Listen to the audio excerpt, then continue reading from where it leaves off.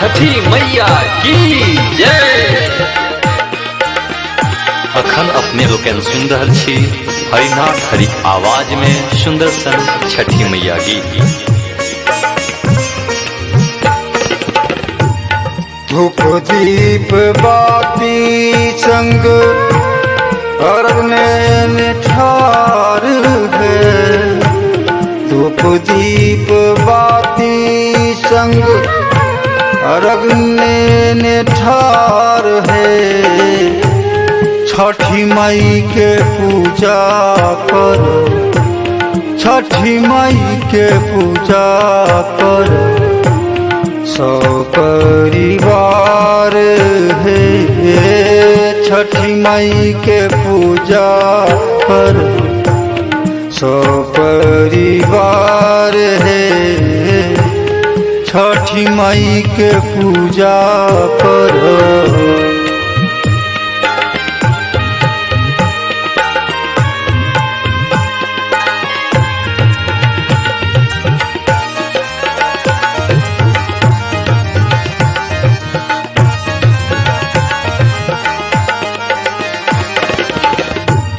हम हो व्रत करब दिन छिपाहार है। हम हो व्रत करब दिन छिपाहार है। माँ के कृपा से होयत, माँ के कृपा से होयत जीवनक उद्धार है। माँ के कृपा से होयत जीवन उद्धार है। माँ के कृपा से होयत। रिकॉर्डिंग बाय सानिया म्यूजिक, माइन चौक जतुका।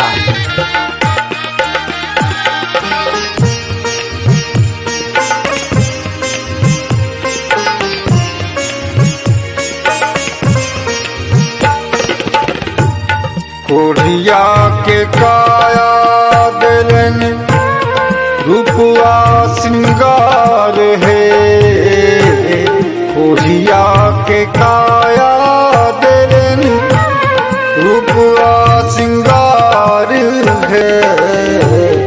महिमा जगत में गावे, महिमा सब मिल के गावे। दुखिया लाचार है, महिमा मिल के गावे। दुखिया लाचार है, महिमा सब मिल के गावे।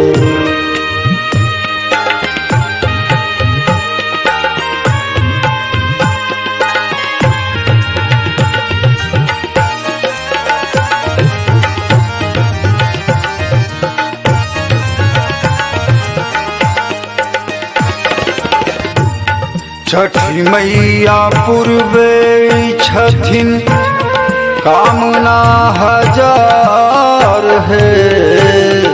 छठी मैया पूर्वे छथिन कामना हजार है। पोखरी के घाट जायब, पोखरी के घाट जायब, सब परिवार है। पोखरी के घाट जायब, सब परिवार है। पोखरी के घाट जायब। रिकॉर्डिंग बाय सानिया म्यूजिक, माइन चौक जतुका।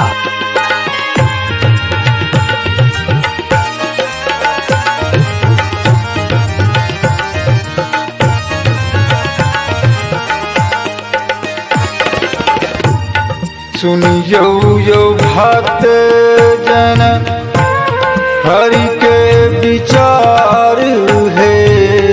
सुनियो यो प्रेमी भक्त हरि के विचार है। छठी माँ के सा छठी माँ के सुमिरन सा होएत सुधार है।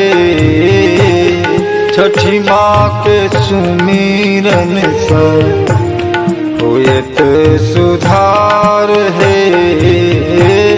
छठी माँ के सुमिरन सा